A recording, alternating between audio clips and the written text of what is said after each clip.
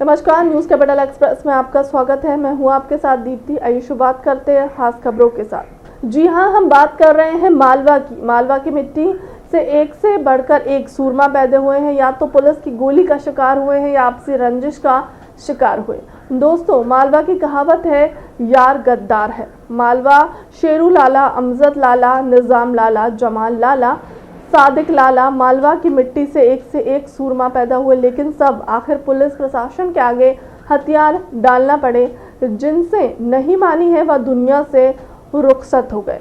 अब इंदौर से फिर एक नौजवान लाला सलमान जनता का पुलिस का सरदर्द बनता जा रहा है। पुलिस की लाला अपराधी प्रचार करने से मस्त है। पुलिस प्रशासन को लगता है कि हम सार्वजनिक जुलूस निकाल कर शहर में दहशत कायम कर लेंगे। वही अपराधी सोचता है कि पुलिस जुलूस निकालेगी, आमदनी का रास्ता खुलेगा। जो नहीं जानता कि वह भी पहचानने लगेंगे। आज सलमान लाला का जुलूस निकालकर पुलिस प्रशासन ने सलमान लाला सर्टिफिकेट दे दिया है।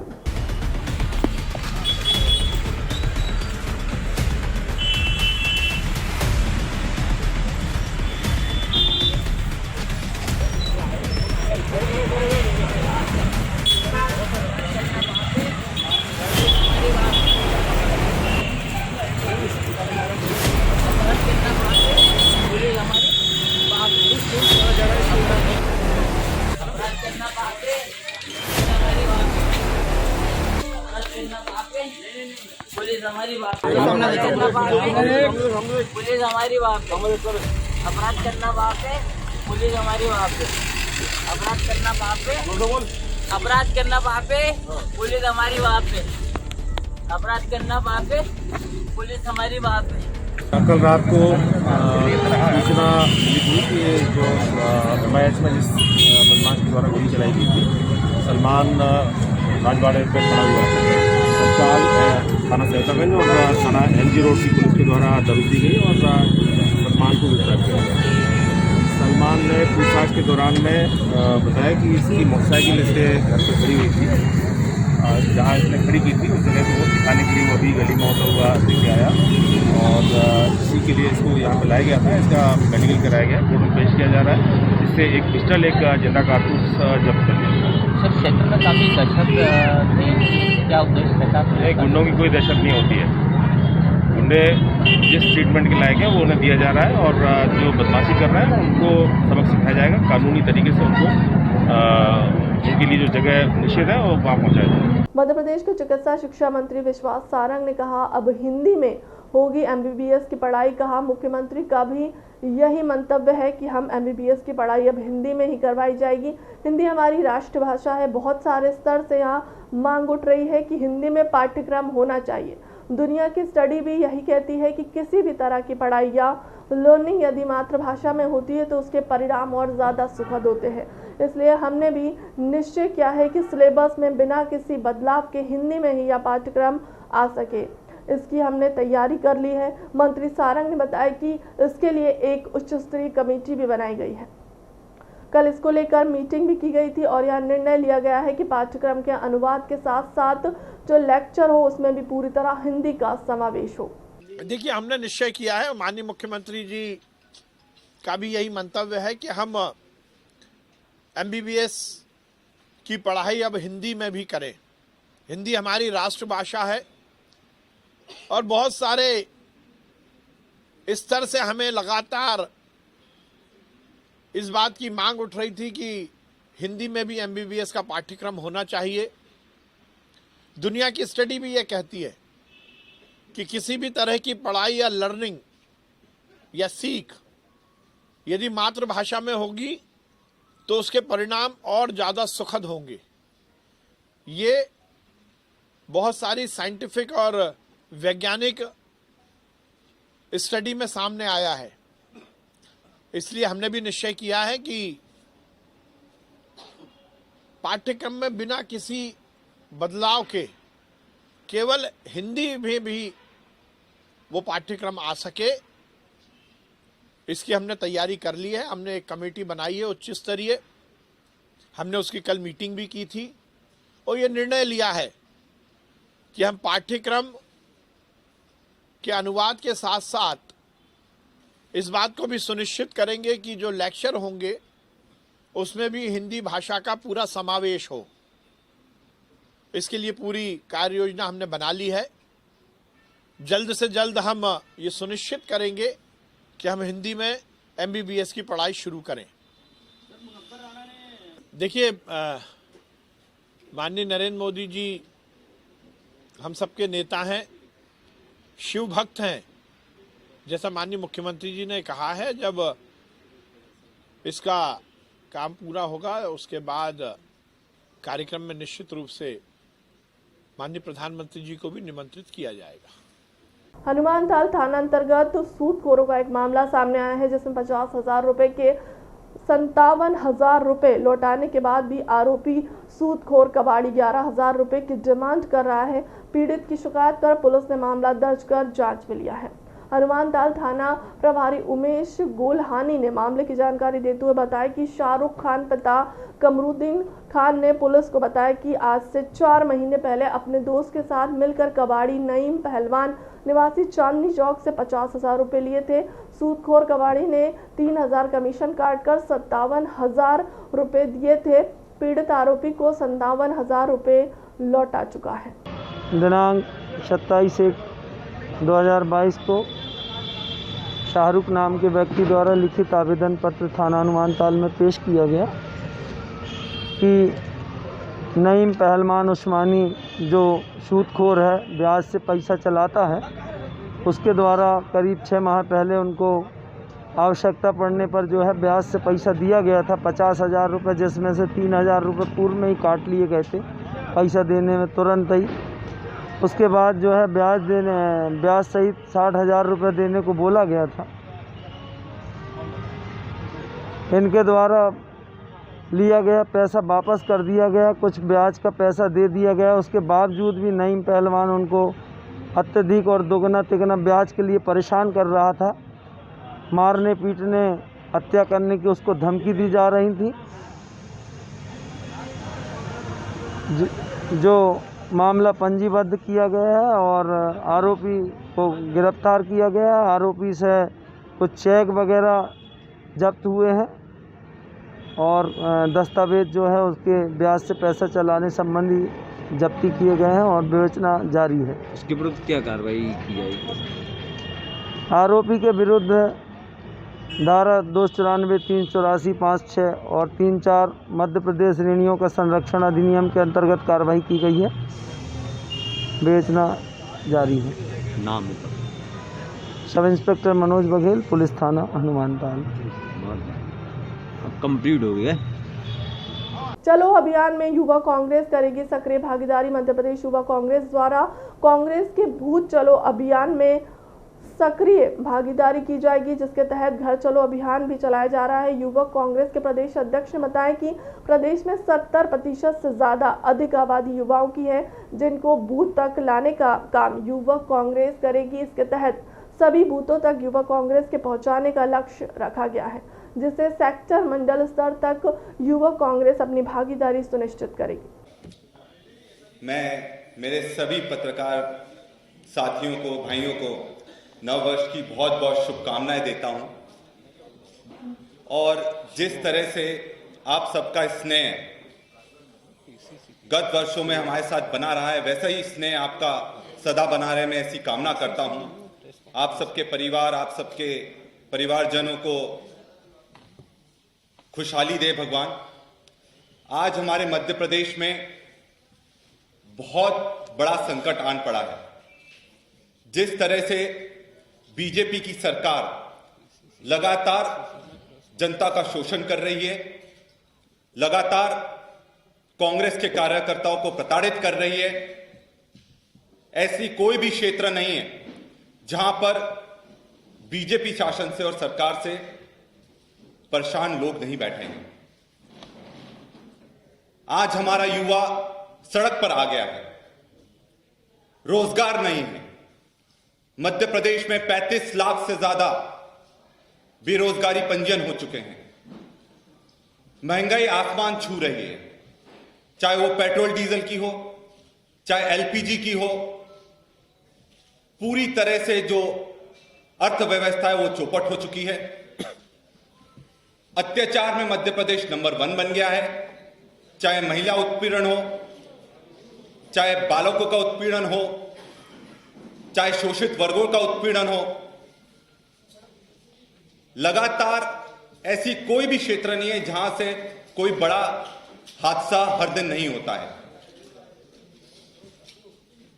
कल मैं सागर गया, वहां पर जिस तरह की घटना खुरई में हुई है वो बहुत ही शर्मनाक है। और लगातार हमारे लोगों को प्रताड़ित करा जा रहा है। पहले वहां सेल्फी पॉइंट वाले मुद्दे पर 8 लोगों के खिलाफ एफआईआर हुई, वो सारे के सारे कांग्रेसी थे, बिना कोई जांच करे। जब उसको लेकर अपनी आवाज उठाने की सवाल उठता है और सब लोग ज्ञापन देने के लिए उपस्थित होते हैं। देखिए, ये सबसे बड़ा उदाहरण है कि किस तरह से जो हमारा सोशल मीडिया है उसको कहीं ना कहीं जो केंद्र सरकार है, बीजेपी की सरकार है, उसने पूरी तरह से हाईजैक कर रखा है। और इसके बहुत सारे प्रमाण मिले हैं कि कहीं ना कहीं आज देश में सोशल मीडिया पर जो वर्तमान सरकार है, बीजेपी सरकार है, उसका बहुत ज्यादा दबाव है। लगातार हम ट्विटर से संपर्क कर रहे हैं, उनसे लगातार लेटर लिख रहे हैं, पर किसी भी तरह से ऊपर जिस तरह से सुनवाई होना चाहिए और जितना महत्वपूर्ण हैंडल, मतलब आज के समय में मध्य प्रदेश में अगर किसी युवा संगठन से, चाहे वह बीजेपी ले लो या कांग्रेस ले लो, सबसे ज्यादा किसी के फॉलोअर्स हैं तो यूथ कांग्रेस के हैं, जो कि 1,22,000 के भी ऊपर फॉलोअर्स हैं। और ये एक बहुत बड़ा माध्यम तक सबसे हमारी बात रखने का, और ये अपने आप में साबित करता है कि कहीं ना कहीं सोशल मीडिया को भी एक बहुत बड़ा हथियार के रूप में, दबाने के रूप में, और अपनी बात लोगों तक ना जाए, प्रेस को भी दबाया जा रहा है, सोशल मीडिया के बड़े बड़े अधिकारियों को दबाया जा रहा है। उस कारण से 4 दिन होने के बाद भी आज भी वो हैंडल एक्टिव नहीं हो पाया है। पर हम लगातार अपने वरिष्ठ जो साथी हैं दिल्ली में आईवाईसी के, उनसे संपर्क में हैं और मुझे उम्मीद है कि 1-2 दिन में वो ट्विटर हैंडल शुरू हो जाना चाहिए। और मजेदार बात यह है कि मध्य प्रदेश में अगर ये वाला जो अटैक हुआ था सोशल मीडिया पर, ये बहुत सारी जगह हुआ था, और मध्य प्रदेश में उसमें यूथ कांग्रेस को ही क्यों चुना गया? कहीं ना कहीं जिन लोगों का ये उद्देश्य था कि किसी तरह से जो लोग सक्रिय हैं राजनीति में और जो जनता की लड़ाई लड़ रहे हैं, उनकी आवाज बंद करने का ये प्रयास है, जिसको हम बिल्कुल नहीं होने देंगे। और लगातार 2-3 दिन में हमें पूरा विश्वास है कि इस हैंडल को जल्द शुरू कर दिया जाएगा। कुछ और बावड़ी के पानी से दूर हो सकती है पानी की समस्या। हल भोपाल से कमी नहीं है। कुएं और बावड़ी की अगर जिला प्रशासन, नगर निगम प्रशासन भोपाल के कुएं और बावड़ियों की साफ सफाई करा दे तो अपने संरक्षण में लेती है तो भोपाल से पानी की समस्या खत्म हो जाएगी। वरिष्ठ समाज सेवी जावेद खान। जय हिंद साथियों, मैं आपका दोस्त जावेद खान। अभी आपने सुना होगा कि 23 तारीख से लेकर 26 तारीख तक बुधवार में वार्ड नंबर 23 में नगर निगम द्वारा पानी की सप्लाई काट दी गई थी। वहाँ के लोगों को बहुत ज़्यादा समस्या और परेशानी का सामना करना पड़ा, जिससे बहुत ज़्यादा लोग परेशान हुए। तो मैं यही कहना चाहता हूँ, 2019 में हमने एक आवेदन डाला था कि कुएँ बावड़ी हमारे पास मौजूद हैं, हम इनको बचाएं और इनका पानी हम जनहित में इस्तेमाल करने के लिए योग्य बनाएं। हमारा हिंदुस्तान इतना आगे बढ़ चुका है कि ये पानी ख़राब नहीं है। पानी इस पानी को पी के बड़े हुए हैं। तो इस पानी की कदर हमारे बड़े बुजुर्ग जो बनाए के गए ऐतिहासिक है, 200-300 साल पुराने कुएँ बावड़ी हमारे पास मौजूद हैं। अगर नगर निगम बार लाइन काटती है, पानी सप्लाई रोकती है, तो हमारे पास ये कुएँ बावड़ी मौजूद हैं, आज भी मौजूद हैं। आज क्या हो रही है, इन कुएँ बावड़ियों की तरफ हम नहीं देख रहा है, तो इस वजह से ये अपना अपने पूरा वजूद खो रहा है। क्योंकि हम भी जिम्मेदार हैं इसके, क्योंकि हम इसको बचा नहीं पा रहा। हमारे पास पानी पर्याप्त पानी है, बहुत पानी है। देखिए आप ये कुआँ पूरा 200 साल 250 साल पुराना कुआँ बावड़ी हमारे पास है। पानी देखिए आप कितना इसके अंदर भरा हुआ है। और हमने 2019 में भी आवेदन लगाए थे, 2019 में भी आवेदन लगाए थे। ये हमने जोनल अधिकारी को भी दिए थे, ये हमने कलेक्टर महोदय को भी दिए थे कि कुएँ बावड़ी का पानी आप सफाई करवा के इसको चालू करवाएं, जिससे लोगों को राहत पहुँचे। और हमने नगर निगम कमिश्नर को भी ये आवेदन दिया था 2019 में कि कुएँ बावड़ी को बचाने में हमारी सहयोग करें। और आप देख सकते हैं पानी पीने योग्य है, हम इस पानी को पी के ही बड़े हुए हैं। और हमारे जो पुराने लोग करके गए वो हमारी आगे की भविष्य के लिए करके गए। आज नगर निगम लाइनें काट रही है, कल आज बुधवार की काटी कई इलाकों की, कल को हमारे के इलाके भी काटे। तो भोपाल में इतने कुएँ बावड़ी हैं, हम इनको बचाएंगे तो पानी की कोई कमी, कोई समस्या नहीं आएगी। बाल्टी डालो और पानी निकालो। मैं आपको दिखाता हूँ पूरे कुएं बावली का पानी। ये देखिए आप, ये पानी भरा हुआ कुओं के अंदर। ये देखिए, ये पानी ये हमारे पीने योग्य बन सकता है। हमारे हिंदुस्तान इतना आगे हो गया कि पानी को सप्लाई करके और उसको हमें सप्लाई कर सकता है जनहित के लिए। ये कुएं बावली है, आगे भविष्य में काम आने वाली। ये देखिए आप, ये यहाँ के रहवासियों ने उस पर डाल के रखा है कि उसमें कोई कचरा वचरा कुछ गिरे नहीं। ये देखिए आप, हमने पूरी मांग करी थी कि सफाई हो जाए, इस पानी को पीने योग्य बना सकते हैं। हमारा देश इतना आगे हो गया है कि ख़राब पानी को भी साफ़ करके पिला सकता है, और ये तो साफ़ पानी है। तो आप देख सकते हैं ये कुएँ हैं हमारे पास 200-300। भोपाल में ऐसे कितने कुएँ, कितनी बावली होंगी जिसको हम वापस चालू कर सकते हैं। आज उन पर अवैध कब्जा हो रही है, लोग मकान बना रहे हैं, उनको ख़त्म कर रहे हैं। इनको ख़त्म करने से बचाएं, इनको सफाई करवाएं, क्योंकि यही कल। जबलपुर के व्हीकल फैक्ट्री के पास लगे रामनगर पार्क में आज सुबह एक युवक की रक्त रंजित लाश मिलने से सनसनी फैल गई। मृतक की उम्र 25 से 30 साल के बीच की बताई जा रही है, जिसके सिर पर हत्यारों ने भारी भरकम पत्थर पटक कर उसकी हत्या कर दी। घटना के बाद मौके पर रांची थाना पुलिस के स्टाफ सहित एफएसएल की टीम और डॉग स्क्वाड पहुंची है, जो कि न सिर्फ मृतक की शिनाख्त करने में जुटी हुई है, बल्कि हत्यारों की तलाश भी कर रही है। जिस जगह मृतक का शव पड़ा हुआ है, उसके पास में ही खाने पीने और शराब की बोतल रखी हुई थी। संभवतः हत्यारों और मृतक ने पहले तो बैठकर साथ में शराब पी और उसके बाद किसी बात को लेकर इन पर विवाद हुआ। फिर विवाद के बाद आरोपियों ने मृतक के सिर पर पत्थर पटक कर उसकी हत्या कर दी। मृतक कौन है और कहां का रहने वाला है, वह भी पुलिस के लिए जांच का विषय बना हुआ है। जब ये हमारी फैक्ट्री में सर्विस करते हो, मॉर्निंग वॉक के लिए आते हैं, उन्होंने मेरे को बताया कि यहाँ कोई डला हुआ है। सर मैं देखा, फिर मैंने टीआई साहब को फ़ोन लगाया। मैंने कहा सर कि यहाँ कोई डला हुआ है। उसका 100 नंबर कोई फ़ोन लगाए, सब लोग फिर आ गए। ये जानकारी नहीं सर, ये कहाँ का। और यहाँ के चौकीदार ने और डायल 100 से प्राप्त सूचना हुई कि एक व्यक्ति की डेड बॉडी पड़ी हुई है, जो गार्डन है, पहाड़ी पर गार्डन बना हुआ है। सूचना पर तुरंत यहाँ मौके पर पहुँचे। करण सिंह ठाकुर जिसने सूचना दी थी उससे मिले, और मिलने के बाद यहाँ पर पहुँचे तो देखा कि मेन गेट से करीब नहीं तो 30-40 मीटर की दूरी पर एक व्यक्ति की डेड बॉडी चित्त अवस्था में पड़ी हुई मिली है। जो रामनगर, शारदा नगर, शांति नगर और SF बटालियन तथा स्कूल के आसपास में के रहने वाले लोगों से पूछताछ की। देखा भी उन्होंने आकर के, लेकिन अभी तक शव की शिनाख्त नहीं हो पाई है कि व्यक्ति कौन है, कहाँ का रहने वाला है, और किसी तरह से ऐसे साक्ष्य भी नहीं मिले हैं कि उसके नाम का पता चल सके। हमारे वरिष्ठ पुलिस अधिकारियों को इस सूचना से अवगत कराया गया। एफएसएल टीम का भी भ्रमण हुआ। श्रीमान अतिरिक्त पुलिस अधीक्षक महोदय नॉर्थ संजय अग्रवाल सर, श्रीमान CSP सर, एफएसएल टीम तथा हमारे थाने का स्टाफ यहाँ पर आकर के लोगों से पूछताछ कर रहा है और अपने सूचना तंत्र के हिसाब से अज्ञात व्यक्ति की तलाश पता रसी उसकी की जा रही है परिजनों की, और साथ ही इस घटना से जुड़े हुए लोगों के अज्ञात बदमाश आरोपियों के संबंध में भी तलाश की जा रही पूछताछ। संभवतः शराब पहले हत्या से पहले उन्होंने हत्यारे और जो मृतक है उन्होंने शराब भी पी है साथ में। अब चूँकि ये गार्डन है, यहाँ कभी भी किसी भी टाइम किसी भी तरह के लोगों का आना जाना हो सकता है, और बैठेंगे वगैरह भी जिस तरह से चेयर्स वगैरह सीमेंट की बनी हुई है, तो खाने पीने के लिए भी वो लोग आ सकते हैं। जबलपुर के हनुमान ताल तालाब में एक लड़की की सुबह लाश मिलने से क्षेत्र में सनसनी फैल गई। प्राप्त जानकारी के अनुसार सुबह सुबह जब राहगीर हनुमान ताल तालाब के पास से गुजरे तो उन्होंने तालाब में एक शव को तैरता हुआ पाया, जिसकी सूचना तत्काल हनुमान ताल थाने पुलिस को दी गई। सूचना पर पहुंची पुलिस ने शव को तालाब से बाहर निकाला और उसकी पंचनामा कार्यवाही की। पुलिस से प्राप्त जानकारी के अनुसार शव की शिनाख्त 40 वर्षीय अमित तिवारी के रूप में की गई है, जो कि शुक्रवारी बाजारिया कल्लू तिवारी के घर के पास का रहवासी बताया जा रहा है। पुलिस ने पंचनामा कार्रवाई करते हुए मर्ग कायम कर लिया है। वहीं शव को पोस्टमार्टम के लिए मेडिकल कॉलेज रवाना कर दिया गया है।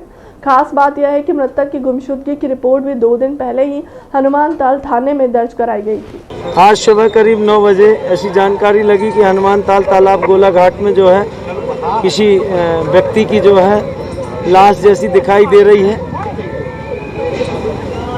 गोताखोर डीमरों को जो है बुलवाकर जो है उसको लाश को किनारे करके देखा गया, तो शुक्रवारी बजरिया के जो है अरविंद तिवारी व अन्य लोगों ने देखा कि ये अमित तिवारी की लाश है। और जो कि 26 तारीख से जो है घर से सब्जी लेने के लिए गया था सुबह 5 बजे, लौटा नहीं था। 27 तारीख को जो है उसके परिजनों के द्वारा रिपोर्ट करने पर गुमशुदगी की रिपोर्ट थाना हनुमान ताल में कायम थी। आज उसकी लाश मिली है जो मर्ग कायम करके और मर्ग जांच की जा रही है। अभी कुछ कहा नहीं जा सकता चूँकि लाश पानी में पाई गई है। अभी प्रथम दृष्टया पानी में डूबने से प्रतीत होती, लेकिन वाहन भी मिला है यहाँ पर बता रहे। वाहन उसका हमेशा वो सब्जी के लिए लाता ले जाता था, तो वाहन तो उसका रहता था खड़ा, वो अलग बात है ना। इसमें मर्ग जांच करके इसकी जांच की जा रही है और जांच पर आए तथ्यों के आधार पर जो है आगे कार्रवाई की जाएगी। 26 तारीख से लापता था। यहाँ कल्लू तिवारी जी पार्षद है जो पूर्व, उनके घर के पीछे सुखवारी बजरिया में। ये बोले कि आटा लेके गया था ये मछलियों को डालने, यहीं खिलाता था वो। अब उसके शरीर पे चोट के निशान तो नहीं है। पैसे वो 25-30 हज़ार रुपये रखा रहता था। वो उसकी गाड़ी है, मंडी का काम करता था, तो सुबह 4 बजे निकल जाता था घर से और पैसे उसके जेब में मिले नहीं है कुछ। अगर नोट गले भी जाते कूदने पे नोट थोड़ी निकल जाएंगे, जीन्स पहना है टाइट बेल्ट लगा के, पैसे भी नहीं मिले हैं एक भी। पुलिस इनसे बोला है हमने पुलिस वालों से कि भैया आप देखो कि उसके जेब में एक भी नोट नहीं मिला है या पैसे नहीं मिले। चिल्लर मिली है 10-50 रुपए की। क्या आशंका लग रही है आपको? हमको तो लग रहा है यहाँ नशेड़ी गंजेड़ी बैठे रहते हैं। वो ऐसे गायब हो जाता था, कभी चला जाता था गाँव घर से लिए 4-5 दिन के लिए, 8-10 दिन के लिए गायब हो जाता था, आ जाता था फिर। अब वो अकेला है घर में, उसकी 15 साल की लड़की है, माँ है, घर का खुद का है, अच्छा पैसा है, सब कुछ है। सुसाइड तो नहीं करेगा। हमें लग रहा है किसी ने पैसे इसे छिनाने के चक्कर में धक्का दे दिया होगा। तैरते आता नहीं था उससे, डूब गया होगा। अमित तिवारी। आपका नाम क्या है? प्रशांत तिवारी। आप क्या हैं? वहाँ भतीजा है। मुख्यमंत्री शिवराज सिंह चौहान नागोद हेलीपैड पहुंचे। पूर्व मंत्री और विधायक नागेंद्र सिंह के छोटे भाई स्वर्गीय श्रीकांत देव सिंह जुदेव को नागोद किला पहुंचकर श्रद्धा सुमन अर्पित कर शोक संतृप्त परिवार को ढांढस बधाया। आज स्वर्गीय कांति देव सिंह जी के चरणों में श्रद्धा सुमन अर्पित करने आया था। बहुत यशस्वी जीवन उन्होंने जिया और सदैव अपने अलावा लोगों की, समाज की चिंता की। नागेंद्र सिंह जी का ये परिवार सचमुच में एक आइडियल आदर्श परिवार है। इतना बड़ा परिवार, लेकिन सारा परिवार साथ रह के पुराने आदर्शों पर चलता है। मैं स्वर्गीय कांति देव सिंह जी के चरणों में श्रद्धा के सुमन अर्पित करता हूँ। भगवान दिवंगत आत्मा को शांति दे। फिलहाल के लिए अब तक की खबरों में इतना ही। देश दुनिया की तमाम बड़ी खबरों के लिए बने रहे हमारे चैनल के साथ। नमस्कार।